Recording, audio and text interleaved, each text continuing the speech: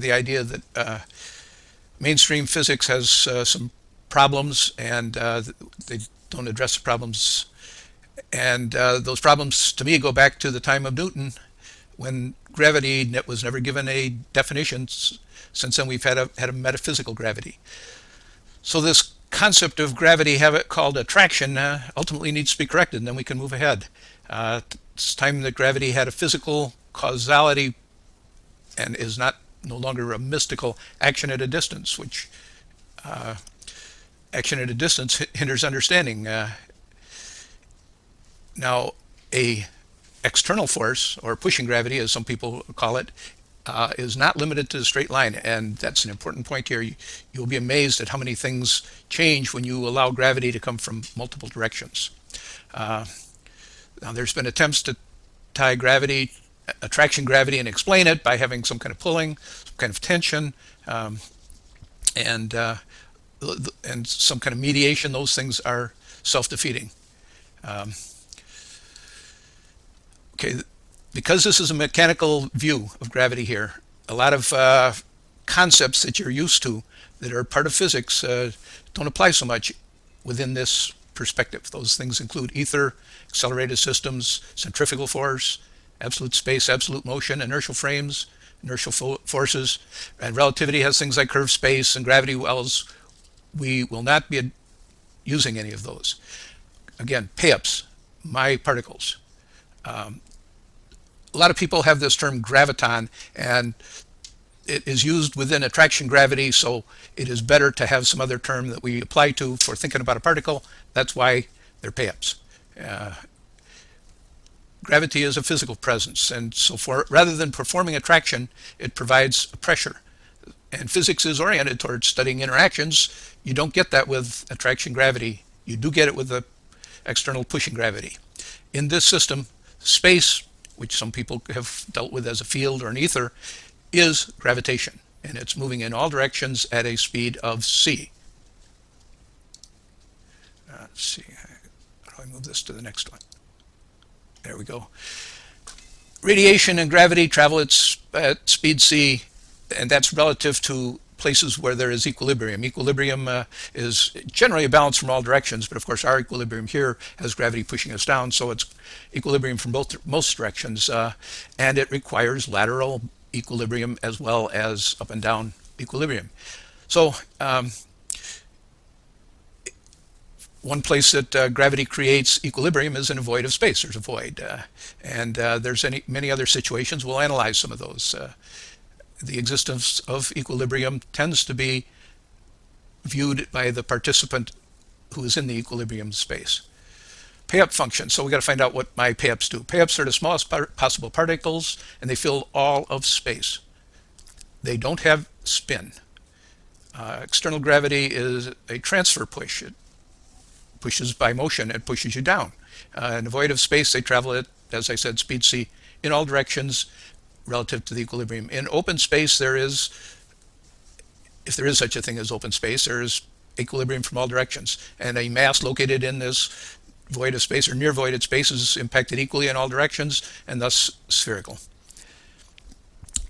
PEAPs carry radiation, which is the reason electromagnetic phenomena travel at speed c in space. That's the limiting speed for relativity. That remains the limiting speed here. For now, pushing type gravity has impacts, and these impacts are the PEAPs impacting mass. Now, a little bit more about these particles. They are particles for point of reference for understanding, but in reality, they are more like photons, and they take many of the features of photons, as we'll see as we go along. PEAPs are then sort of the longest stream of radiation, long wave radiation, and they, as I said, mimic some of the attributes of light. Electromagnetic waves are basically transverse waves. Now, for discussing this PEAP particle, just consider a point on each wave being a particle. And the wave amplitude determines the impact or energy of each wave, and more frequency gives you greater total impact. Assuming that's how we understand energy in waves in the first place, is some form of impact. So within any time period, the more total impact depends on more waves, therefore more frequency. And to distinguish this concept of radiation having mass when it's in motion is that when it impacts or splashes down, it will have some degree of mass, which depends on the altitude, because you have more like a line splashing down. But if it comes as a straight line, it penetrates more like a pin.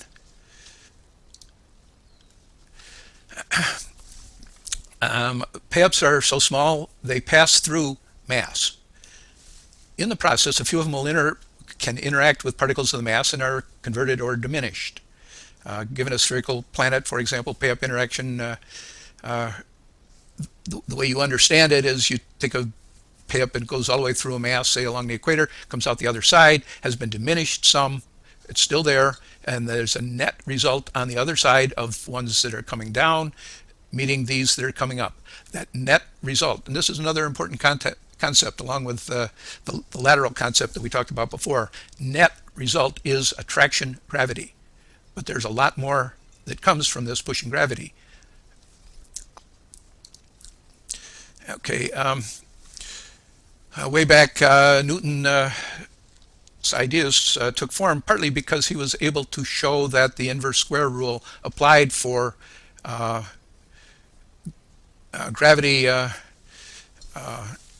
being the source of the orbiting and solar system. And prior to that, there was Descartes' swirling solar system. And Newton had the gravity-based system, and Newton was able to show that attraction for a sphere, such as Earth, for example, is the same throughout and can be considered concentrated at the center of the Earth. So this is the key to the inverse square rule back then. And Newton claimed that Descartes' vortex system couldn't account for the solar system, and Newton finally won out, primarily because of the inverse square rule. So we will just relate to it a little bit with pushing gravity particles, because on the surface, the net gravity is the same for us as attraction gravity is. And so this net amount of gravity that we have on the surface, if you consider it spread all the way around the globe, as I said, it's just like attraction gravity all around the globe.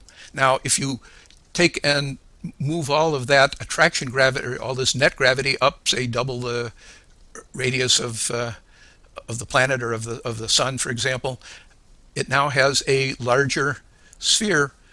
The same amount of net gravity is there because you've still got the same diminished gravity netting out against a pushing gravity, but you're covering a larger sphere, and the surface of a sphere is basically an r squared determined by r squared. So if you go twice as far, twice as big a sphere, you've got 4 times as much surface area, 2 squared. So the inverse square rule is the same basic idea, and it works for attraction gravity. That's for pushing gravity. That's one of the minor arguments that's made against Lesage systems. Just a little side note here: nuclear reactions are mass that gives up energy very rapidly. Now there's a reverse to that. Any formula can be looked at backwards, and we'll look at this a couple times backwards. But the reverse is mass growing very, very gradually by the impact of some kind of force, which it's sort of a force when radiation pay-up streams impact mass.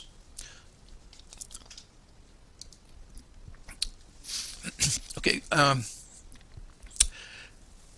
interior to a large body of mass, or of an Earth or a sun or something like that, there's occasional impact, or what is better called conversion, that takes place by pay-ups impacting mass. And this conversion, since I have defined the pay-ups as being basically long-wave radiation, the conversion essentially creates higher frequency of this radiation, and therefore becomes more like the electromagnetic waves that you're familiar with today. One of the things that's needed in order to even think about the idea of gravity penetrating throughout all of Earth is the neutrino is our perfect example, because here we have a tested particle and a hypothesis about that's verified here by particles penetrating mass in space. The neutrino is a known particle that passes through mass and is rarely absorbed or converted, as we might talk about, comes out the other side. Very similar idea. Okay, my PEAPS serve more purposes than just under gravitation. That's why there's an awful lot to talk about here. But first, you got to understand some of the properties of PEAPS, so I'm going to go through those at this point. The PEAP is an elementary particle, and it is perhaps the elementary particle off of which everything else is built, and I think that's where this ultimately leads in terms of particles. But we aren't going to get all the way into the atomic structure today because how much else we're covering. My PEAPs travel at the speed of light, and just like a photon, they do not exist at lesser speeds or at rest.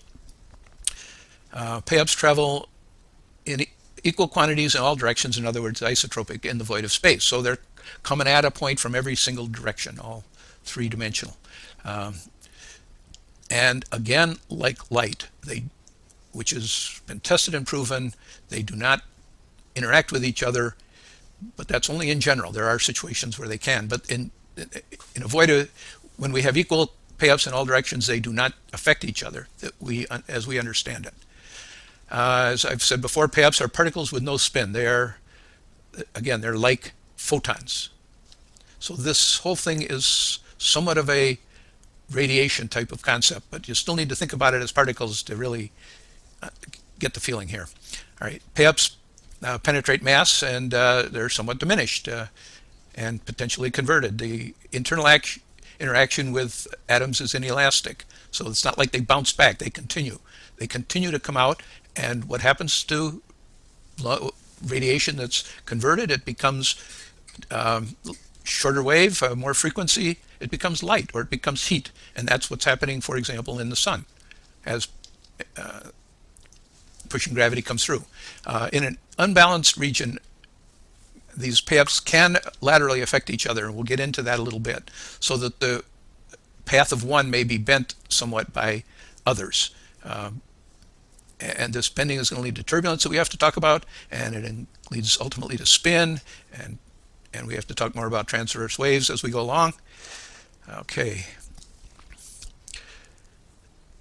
Now, the rotation of massive bodies that these PEAPs go through is transferred to the exiting PEAP streams, and it causes some type of angular motion, which is not something that's well defined in physics. And this is a very key point, and something that you can argue and think about for a long time, but there's reasons that you'll start to understand why this makes some sense, that they don't go straight up. Next, the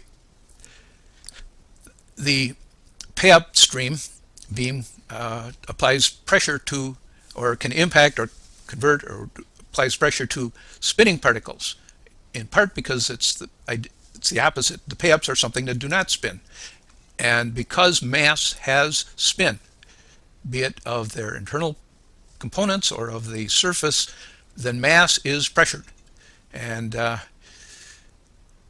mass then is giving back, as I explained before, an impact on the PEAP paths, and it causes them to be not exactly straight after they leave that point. There's not a whole lot here of bending, but there's a little bit, and it's very important. Anyway, mass exists as the antithesis of its background of non-spinning PEAPs. By exhibiting pushing, then PEAPs exhibit a force, and this is also termed an energy, and ultimately the sum of all of these PEAPs is going to provide the energy subset of mass, electrons and so forth. Next, the field of PEAPs is space. There is nothing else out there. It's not a vacuum. It contains PEAPs everywhere, and there is not some alternate ether. You don't need it. And space could totally exist void of mass. If a lot of people think space is dependent on mass, not in this perspective. Space is the basic thing, and mass is within it. Okay, a little farther off the immediate point, my gravity particles recycle.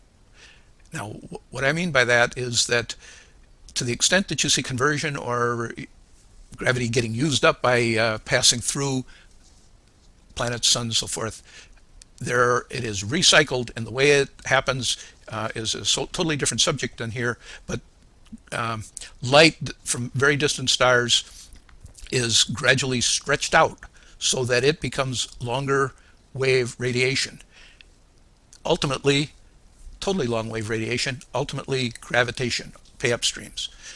And again, from a little different view of all of this discussion of cosmic microwave background, the reality is that this background is partly stretched waves. They haven't gone all the way to gravity yet, but they were generated by light in all directions that came from stars that are super far distant from us. Okay, there's a lot of issues, a lot of subjects that we're gonna get into here. What follows is just kind of a outline of those topics. All of them are gonna get further development. Almost all of them anyway. Again, PEAPS streams exiting one mass are bent, and when they get to some other mass, they push on that mass. By doing so, that mass revolves around the center and ultimately rotates. This is a big subject. PEAPS streams created and maintain our solar system. There's a lot coming about this. By extension, the rotation of masses causes a revolution of their orbitals, sort of saying the same thing. There is mass where and only where PEAPS encounter particles and intersect their paths, resulting in some kind of interaction. Motion is ultimately, you just can't think too much about motion. It goes linearly forever. So most motion in some way or other is based on spin, and most spins are self-contained within a mass. So that means that ultimately these motions are spins. So it is within the definition of a mass that it must have spin. If it doesn't spin, it's not going to interact with my PEAPS streams. The spin of the internal components and of the body as a whole, taken all together, define the density of mass and ultimately the existence of mass. Okay, next topics. The degree of wave vibration distinguishes gravitation particles from radiation particles. As I said, gravity is longest wave radiation. The bending of waves of electromagnetic, or gravity waves can lead to localized looping in a very rare situation. This leads to spin and the defining of other mass particles. It's a very difficult topic, and it rarely happens in space itself, but it ultimately has to have happened sometime. Gravity, radiation, and mass, gravity being the long wavelength, radiation being the shorter wavelengths, and mass being the overboard short wavelengths, create what I call a spectrum of states of existence, and that comes much later on. PEAPS may encounter but rarely penetrate something like nucleons. And so we've thought of PEAPS going through the sun or through the earth, but all the way down to something as small as a nucleus. PEAPS are there attacking it from all sides, and when they impact the nucleus, which is much denser, they probably don't penetrate. So there's probably less offset on the other side. So we have the same kind of pushing coming in, but we don't have it netting out much on the other end. So what we end up with is a greater force, which we call the nuclear force. And this, to some extent, could suggest the maximum force of PEAPS gravitation.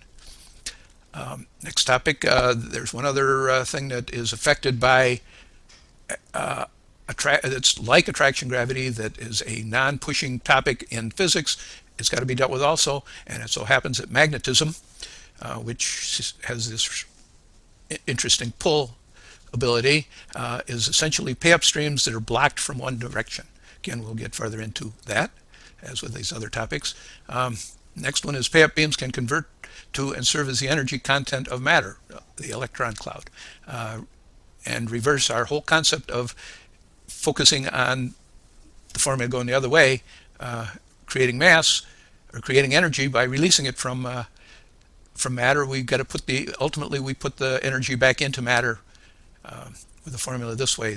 PEAPS beams serve as the electron clouds in the mass. We'll get to that. PEAPS, ultimately there's for a long time been an issue of unification between relativity and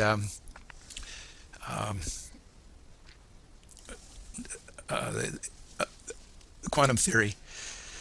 And we're going to discuss how these PEAPS take care of it, both in the gravity issue and in the issue of forces. Okay, next, gravity causes the structure of the solar system and of galaxies. He explains revolution rates, inclination of orbits, ellipses, second focus, domes, and arms. Again, this is part of a big topic. And we're going to get into Kepler's laws and discuss the location and speed of orbitals. The structure of mass is going to be beyond where we can get to today. Okay, so those are just, all of those are topics we're going to look at more. As a side comparison on particles, Higgs boson is something that science has looked for a long time. It's called the elusive elementary particle, and a theory proposed by Peter Higgs in the 1960s suggested that there had to be a fundamental particle. They called it the Higgs boson. It should exist within a theoretical Higgs field that covers the whole universe, and it is that which against which everything else has mass.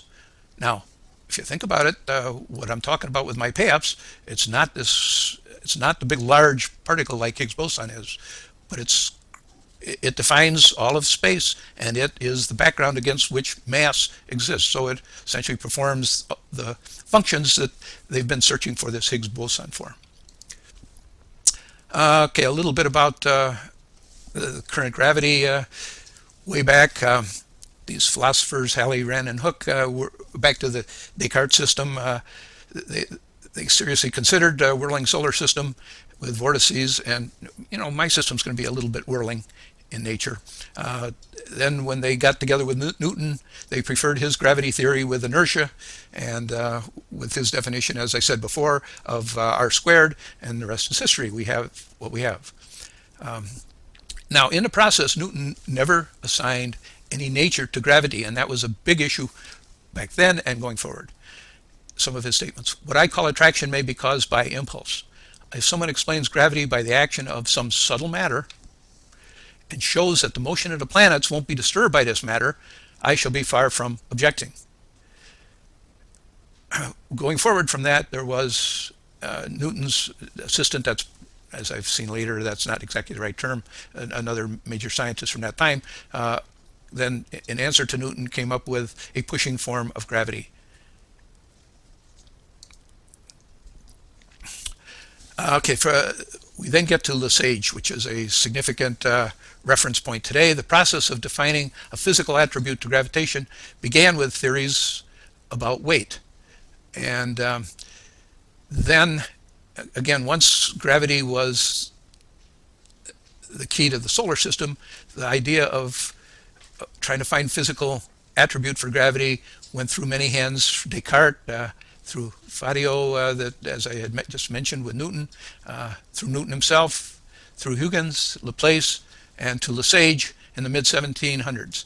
And they kind of say that Lesage is the first one to set the parameters for gravity, and now there's a lot going forward of analysis about what he had to say, and a lot that's canceled any potential of his theories moving forward. The whole Empyrean publishing organization has addressed a lot of this, but Lesage is not a popular topic in mainstream physics, especially in the last 100 years.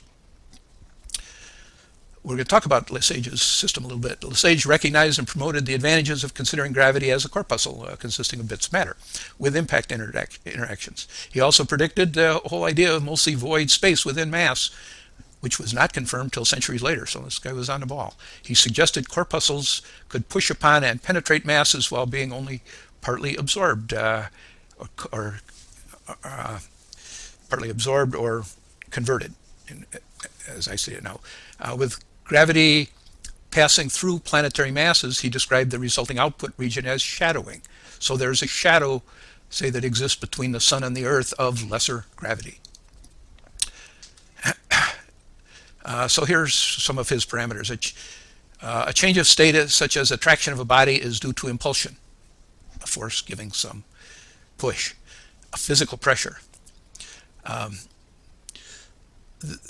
Back then the ether was a big term, as it still is. The medium through which these things traveled had to be fluid. This fluid must be discrete corpuscles flowing simultaneously in all directions, which is what various kinds of pushing gravities are. In other words, isotropic, while they're not interfering with each other. So Lesage made a lot of the same claims that I'm making.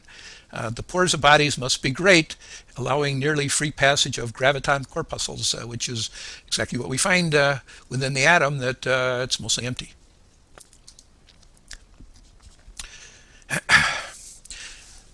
Okay, this whole Lesage system has been very much, which I think as we go forward, you're going to see that this is the answer to, or this pushing idea anyway, is the answer to the ongoing crisis in physics, and this solution has been ignored and avoided for many years because challenges made to, let's say, for one reason, challenges have been accepted. Some are right, some are wrong. Perhaps one of the two major challenges came from the idea that these interactions inside a body were going to build up a lot of heat.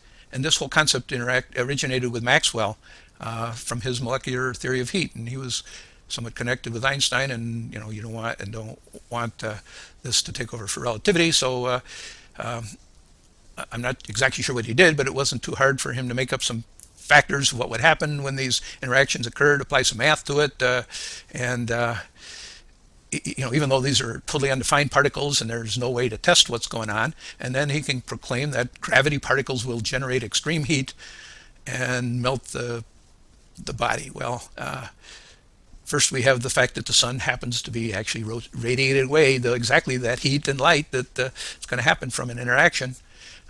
This also ignores the idea that I've presented here. These particles might be like photons, which don't generate much heat at all.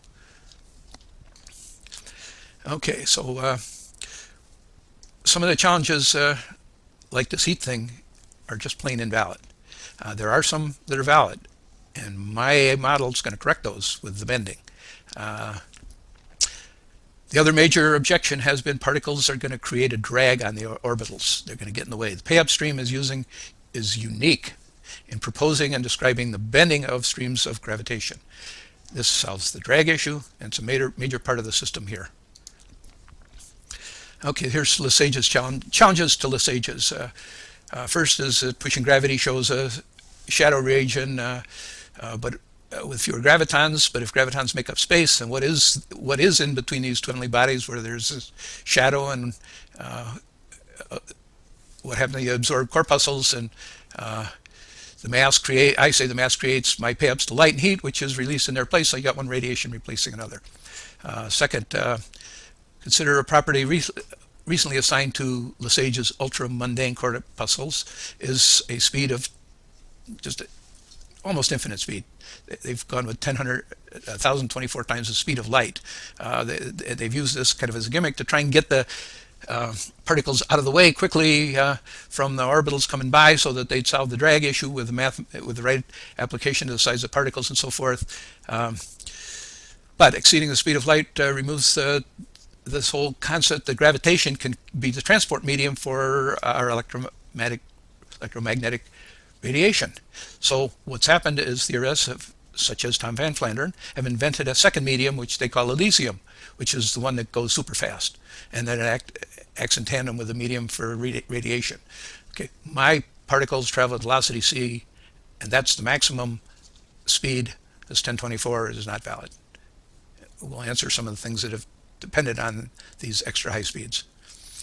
Primary objection to Lesage's theory is that these gravitons are going to impede the progress of planets by way of friction and create drag. My PEAPS, as you will see as we go along, by being bent, come in at a little bit of a different angle than straight on, and not only don't create any drag, they are what makes the planets move in the first place. They create the impetus. There's a topic of aberration, which is the bending of starlight slightly off from the direction you expect it to come from. And people are saying that Lesage's straight line particles are going to show aberration, and they don't. And so therefore it's wrong. But my answer is my bent PEAPS streams, being the orbital drivers, slightly adjust the impression of what direction they're coming from, and they exactly offset this aberration, and there is none. Again, the concept of impacts with gravitation raising the temperature to impossible levels. Heat from PEAPS impacts is radiation conversion. Heat exits with beams such as in the sun. It's happening inside the Earth too, by the way.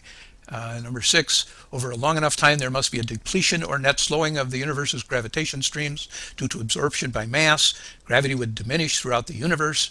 And again, this is solved by, it's all part of my paper on redshift, gravitational redshift being cosmological redshift, and the radiation stretches over long distances, becoming gravitation again. So we've dealt with some objections to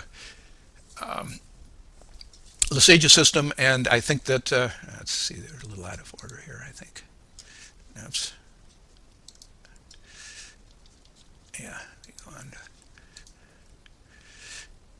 on. So this should, hopefully, when we get done, we've solved all of the challenges for Lesage, at least by adding the extra topic of bending of gravity, and the centrifugal force and angular motion are the closest attempts to this bending. So by removing these challenges, I think it's going to be very hard for people to say that a pushing form of gravity is something to be ignored anymore. And when it happens, it's going to be more a case of people finding it interferes with their own work. Oops, let me get back one more here. All right, the other thing that can be made as an objection to a new theory, besides all these complaints about Lesage's system, are, gee, prove it, or where's the math, or and you're not going to find too much math. Well, we'll get a little bit later on. So we're going to discuss this idea that math is enough to write off a system. First of all, this work is intended partly to duplicate all the known properties of attraction gravity. So all the comparisons, any mathematical comparisons by net gravity here and attraction gravity are going to should show the same results. Beyond that, when you get to some long distance discussions that aren't quite the same as local discussions, if you take math to higher powers, you lose some of the conceptual understanding that we seek here. You'll see some of that. And math tends to put things into rectangular box. In other words, a lot of things are ultimately defined linearly as straight lines. They force things to be rectilinear. Bending and curvature is hard to do math on, and they get lost. To some extent, they get re-entered as mystical dimensions, which go beyond our real understanding of things. More about math. Math is useful throughout science and throughout our world to focus on conditions and compare one condition to another.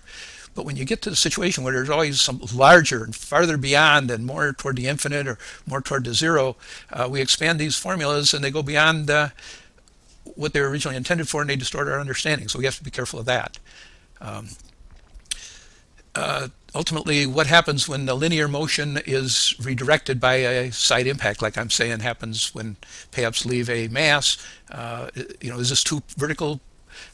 Do we have two perpendicular motions here and geometrically add the velocities to represent a straight line now at an angle within the overall frame of reference?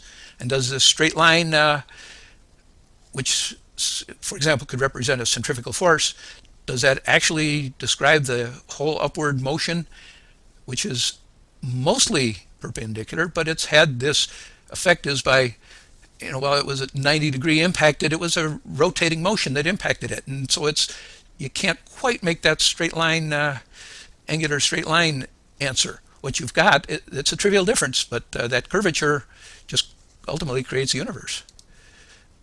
Okay, now we're going to get into some applications of this whole thing. And that's more the fun part here, but get some complexity. First, we'll think a little bit about straight up. Velocity is just throughout the whole concept of relativity and thinking about the speed of light and everything, there's complications on viewing from the front or behind or from directly off to one side perpendicular. And you've got some of the same issues when you think about direction. Now just think about, we'll launch something straight up. And, let's say it goes straight up a little differently at a different rate than we're used to so that we can monitor it for some amount of time. And we're staying on Earth and we rotate. Now, this thing that we launched, did it rotate along with us? Did it get the rotation when it left here and then follow us as we rotate all the way around? Or does it go straight up from where we started? Or if it doesn't rotate, then its path curves relative to us standing on Earth. But if it sticks with us, somebody watching from outside, like a person receiving this transmission or a polar observer, is going to see a curved path. So bending issues, which I need for my gravity and mostly ignored in a lot of things, are very key issues in the world. Solar centrifugal bending. I suggest that beams of radiation bend from the rotation of mass they depart and continue to bend in the region around them, because the region around the mass has what we understand as gravity. There's an overall unbalanced situation of gravity there, and so in an unbalanced gravitational system, a particular stream can be slightly affected by the other gravitation. And since we're going to get into some rotation from a mass, the sun has an equatorial counterclockwise rotation. And it was pretty hard to do some of the things the Sage wanted to do without understanding a rotation of the sun. And that's a very key factor that has been available to me, but not necessarily to others, to be able to apply the rotation or bending of particles coming from the sun. If it didn't rotate, they wouldn't bend. The rotation of the sun pushes exiting PEAPS to the left because it's a counterclockwise rotation. It's sort of like a centrifugal force again. The left vector of the beam, the surface sun travels to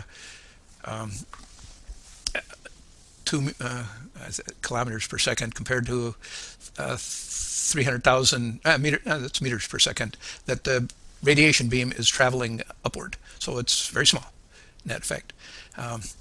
So first we got to talk about mass formation. We can't get into too much detail on this part of it because that gets all the way into some very last things that we talk about. But mass formation, first we have to accept that the PEAPS coming toward the sun from the sun bend, and the bending is toward the left when it's viewed from the sun and north of the ecliptic plane. In fact, all bending almost is counterclockwise like this or to the left. Now, before there was a planet Earth, these bended PEAPS streams, sometime in a very rare situation, we can say that they created some disturbance in the Earth's region, which offset the otherwise balance where there was equilibrium of PEAPS flows in all directions. And this disturbance meant these PEAPS streams impacted each other, creating a turbulence, and the result of this turbulence began to make a bit of a spinning or vibration, and it ultimately became, because of the existence of this spin, that radiation energy converts to mass. It's a very complex subject as later on. So converting, let's see, I did mention before that creating mass from energy, and these PEAPS are essentially an energy when they get a little bit of spin to them. It's the reverse of the idea of a nuclear reaction where we take energy away from mass. Now we're putting energy there, and when we put the energy there, we can create mass. And because of the c squared, big number, because of that big number, the conversion from mass to energy was extreme and huge, and the conversion the other way is very slow, but it's continuous. As the disturbance continues over time, more turbulence increases local rotation, and pretty soon we get the recognition of the characteristics of mass, and this begins to make a mass particle and ultimately an entire region of mass. Once a mass particle is created, it must move, or it's going to be pushed by centripetal force into the sun. So the ability of gravity to move it, and the bending of gravity does move it, and that ability to move it is going to grow in tandem with the growth of this particle. And as the mass grows, the sideways motive continues to grow, and it's assisted by the already existing motion as it has started up moving when it was the smallest of particles. And just in talking about this growing Earth from the presentation we got last week from Dennis, there's a continental drift theory that's being replaced by a growing Earth theory that explains shoreline matches better and biological movements better. So that it's a long time to grow on Earth. This macro description of mass creation is going to be detailed later by the micro description later on, but not today. Sun attracting planets. Okay. The first thing the sun does is attract us per Newton. And what we have with PEAPS is that these PEAPS, let's see, PEAPS push on one side of a planet, and okay, they push on one side of the planet, and there is a diminished amount of PEAP push because these PEAPs have gone from through the on the side facing the sun. There's less PEAPs coming to us or less power of PEAPs because they have already gone through the sun and been diminished. So the net result on Earth is that the ones from the nighttime sky are pushing us full scale. The ones from the sun are pushing us net a little bit less, and we are being pushed toward the sun. Attraction gravity from the sun, same basic concept, but in reality it's a net push toward the sun. So we are equal with attraction gravity. What happened here? Why don't we go on to the next one? There we go. Okay, so I've got a little bit of a picture here anyway showing bent gravity streams because that's what we have to talk about next. And this is an attempt to just, a very exaggerated attempt just to have something on paper. Some of my work goes through a detailed making Earth up top there and the sun at the bottom be like clocks, and you can talk about streams coming from, in this case, 1 o'clock on the sun and impacting 5 o'clock on the Earth. And anyway, kind of just keep the general picture in mind. As I said, it's extremely exaggerated.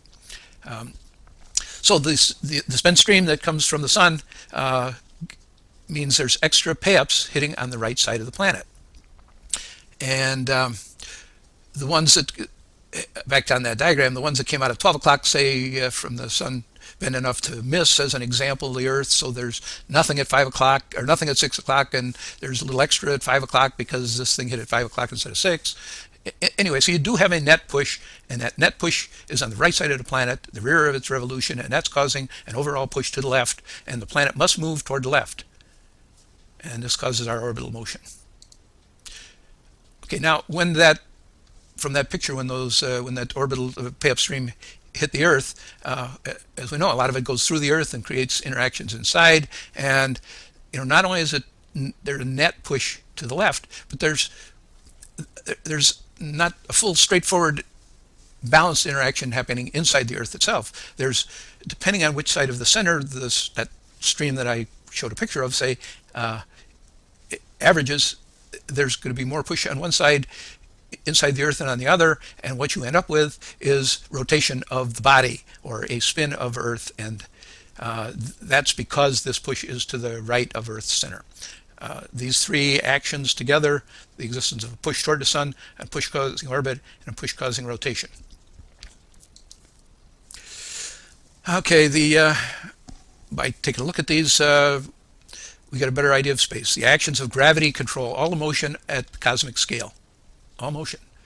And this goes well beyond Newton's theory, where there was motion to start with for some reason, and this motion is retained in Newtonian theory. The mechanics of my model go beyond just putting it into our solar system, because it can be applied to any central body, and that central body can be a planet with moons going around it, or nuclei with their electrons going around it. They're all relevant here. Okay, let's see.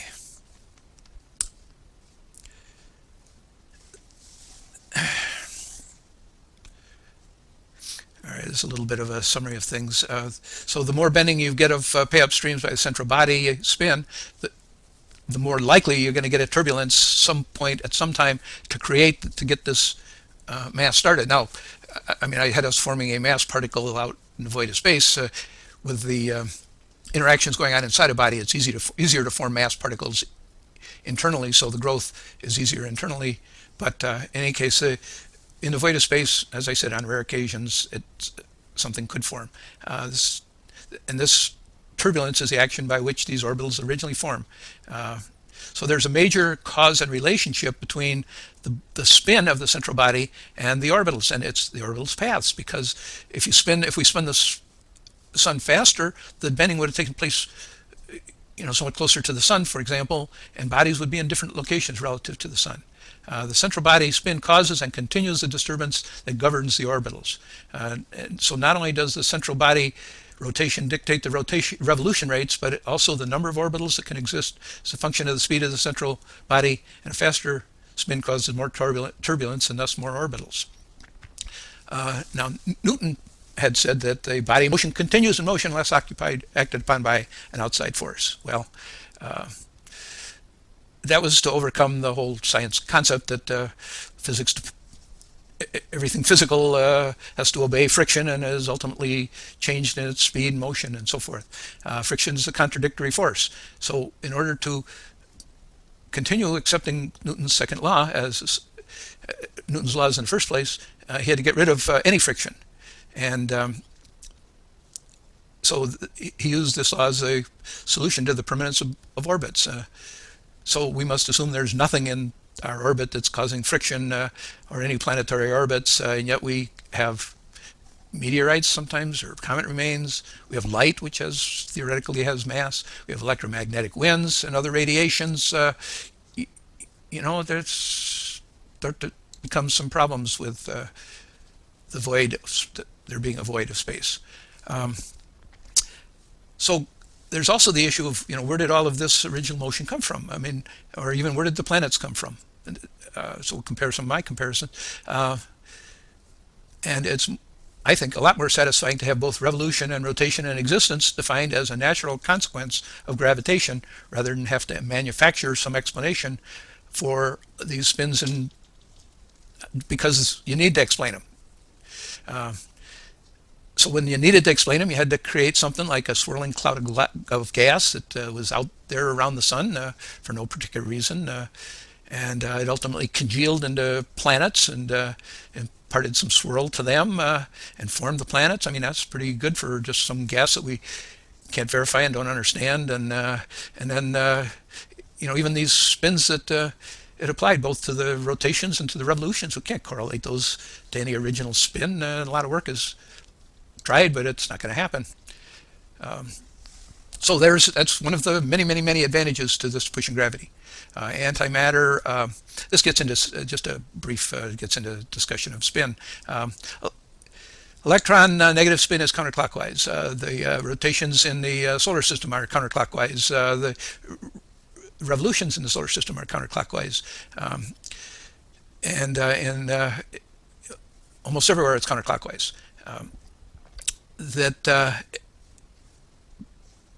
In particles, protons are assigned this counterclockwise spin, or a positive charge, or whatever. But you note that orbital spin doesn't require having an opposite spin by the center, because their clockwise spin is everywhere. So some of this opposition that's needed to create particles may not really be necessary. It's got to do with magnetism and so forth.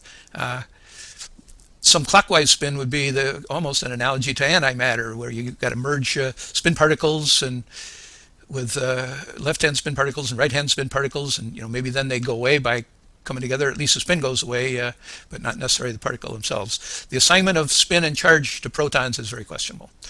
Anyway, we're going to get into the sphere of gravity rotating. Okay. Now, because let me just see what all we cover here.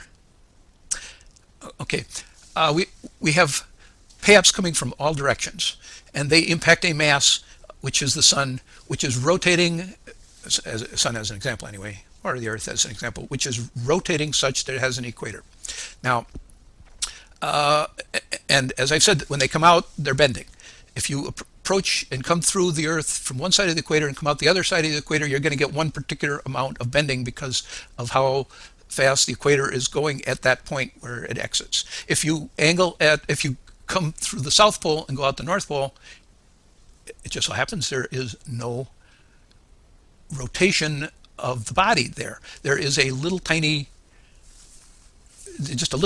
circular rotation, not a sideways rotation that's encountered by an exiting particle. So it does not acquire any bending. So therefore the PEAPS acquire no bending when they go north and south. And when they go at, say, at an angle of 45 degrees, coming up from some southern hemisphere and exiting in the northern hemisphere, for example, they acquire some spin because of the Earth is rotating at 45 degrees latitude, but not as much as they get at the equator. Since this bending is important in creating and maintaining the solar system, you have your best source of impetus occurring at the equatorial plane, at the sun's equatorial plane, and you get too far above or below that and the spin is not going to be able to balance the attraction part of gravity in the body there, and so that's why our solar system happens to be somewhat of a plane, and none of the planetary orbits circle the sun at more than 30 degrees above or below the extension of sun's equator. We just go back through, get a little more back through here.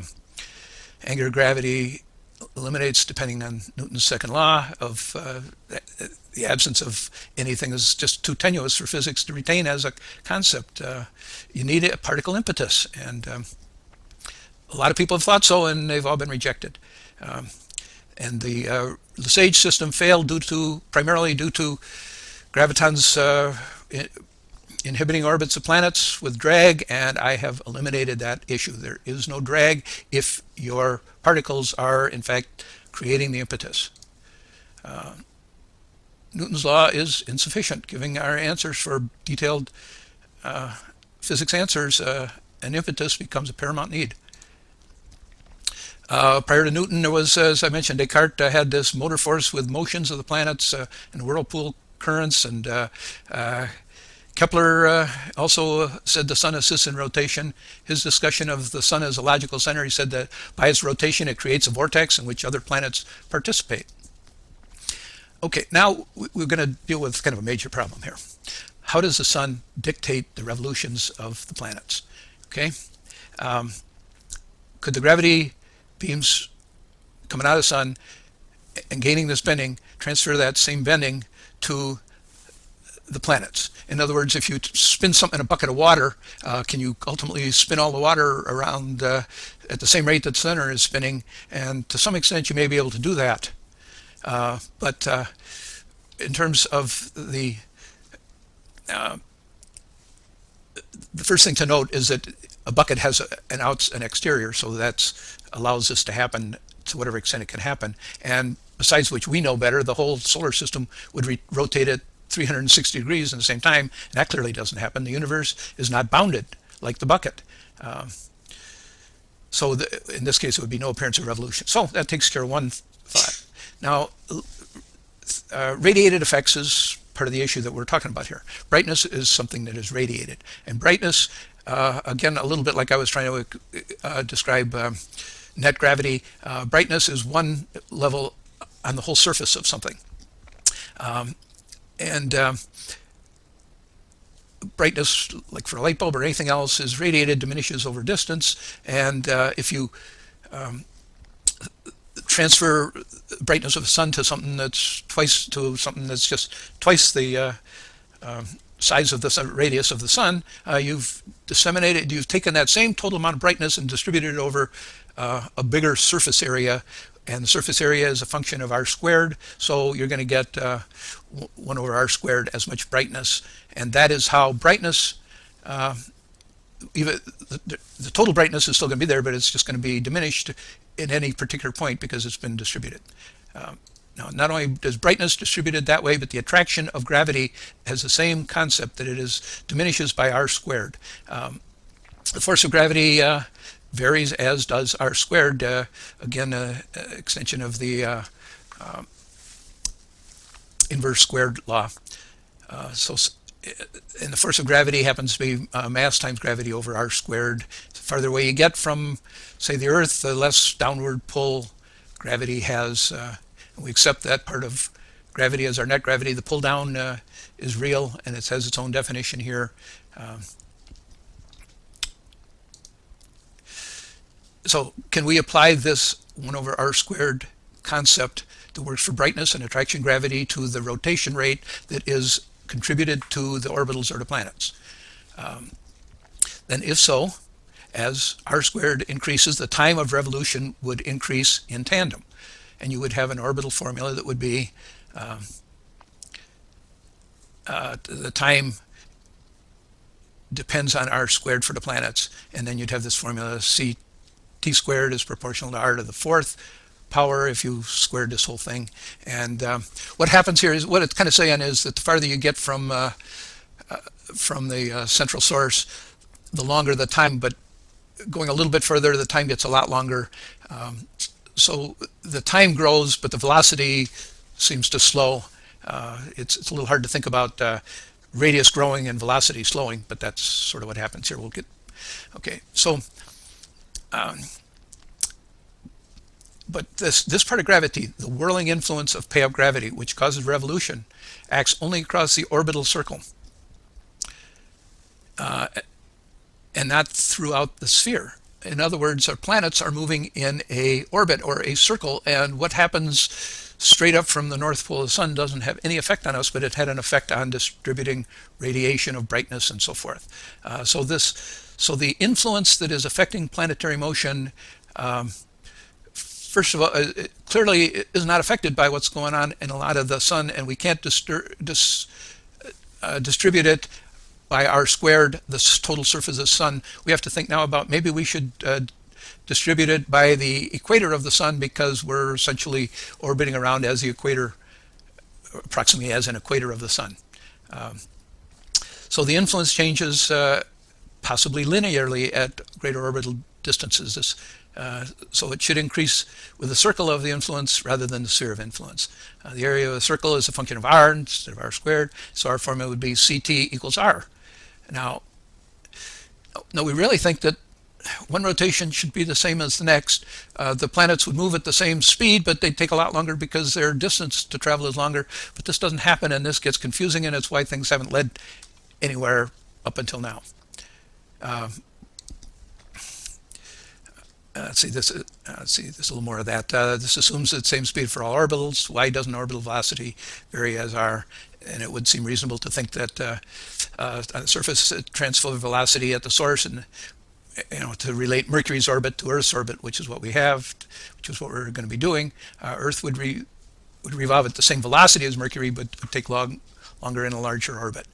But the Earth travels slower, and it takes more extra longer, if you will, than Mercury.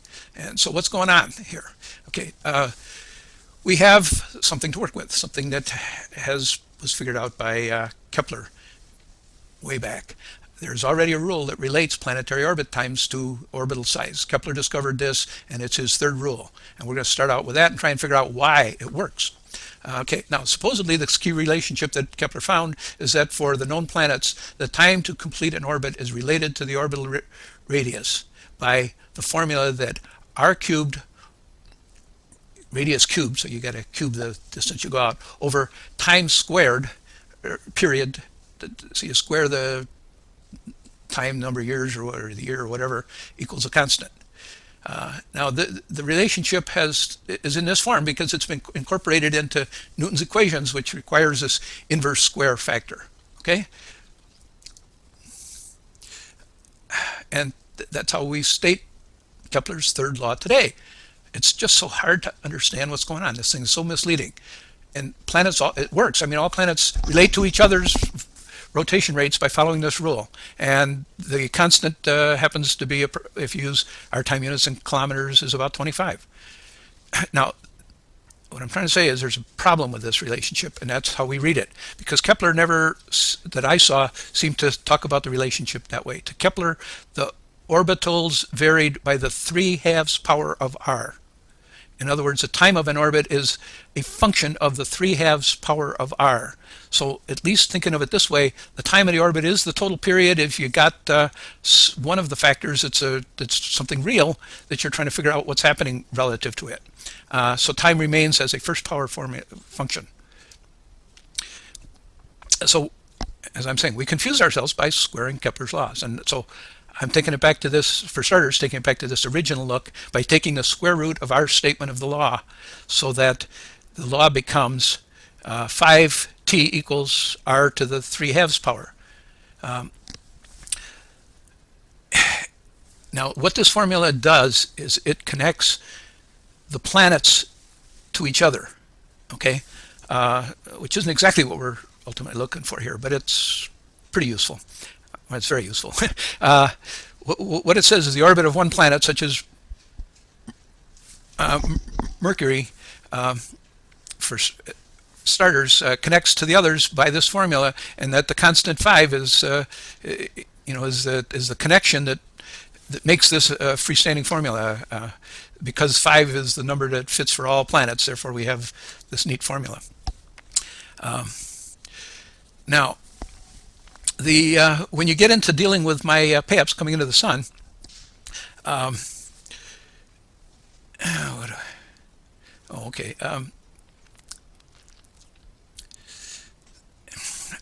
I'm not sure if I skipped over just a little bit the idea that with PEAPS coming into the sun, if the sun weren't rotating, you essentially still have just a three-dimensional universe. In order to create any kind of two-dimensional universe, you have to do something to those PEAP beams, and the rotation of the sun creates a bending which gives you a plane, and gives you the whole concept of a plane in the first place, along which you've got a rotating orbit to work with.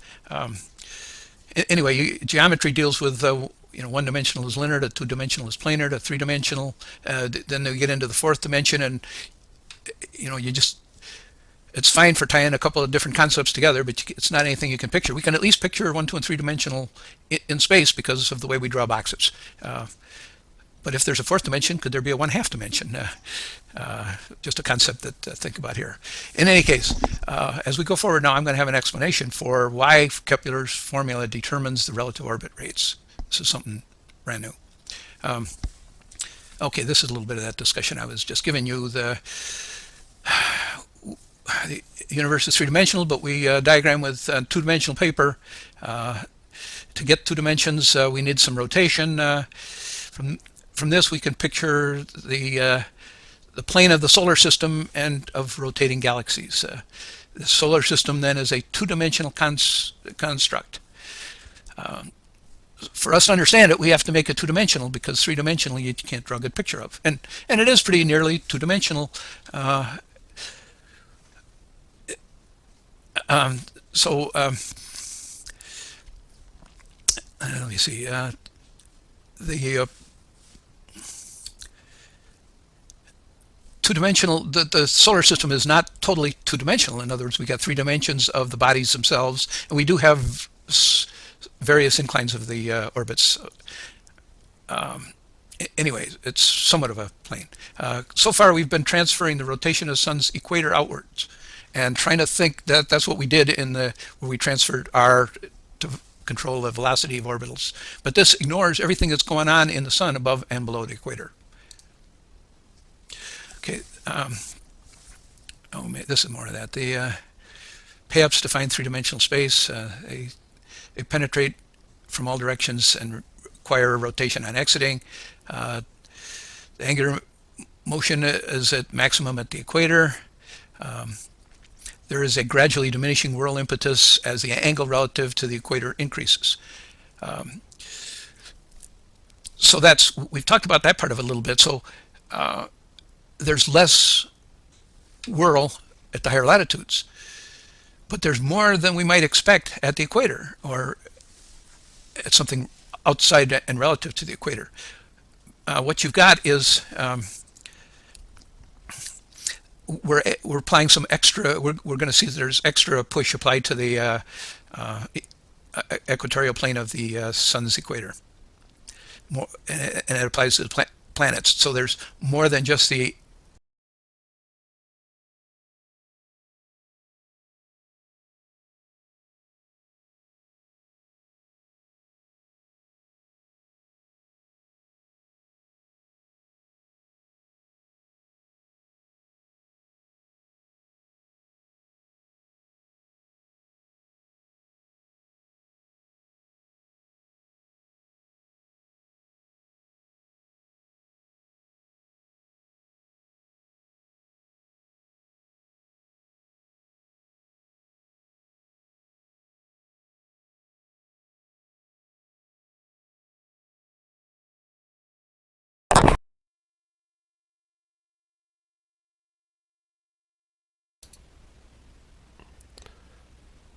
Hello. Hello.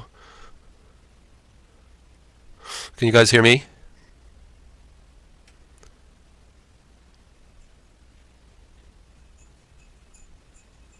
Are you guys hearing Paul?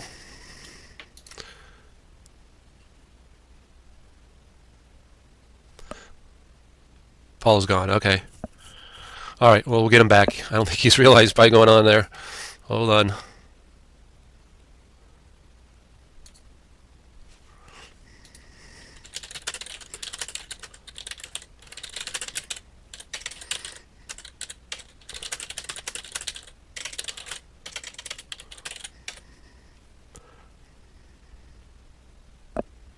I think he's still talking. I see his little pointer moving around, but I'm going to have to see if I can get here.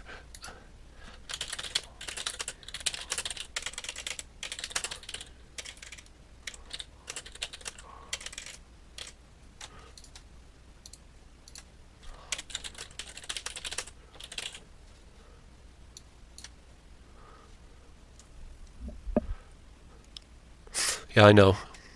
Well, that's one of the reasons we're here. He just disconnected. We have to get him connected again. But he continues. I tell you, when people are talking about their own theories, it's hard to stop them. That's for sure. I'm going to give him a call on the phone. I don't think he has any idea. I could take it back from him, but I don't want to do that. I'm going to have to.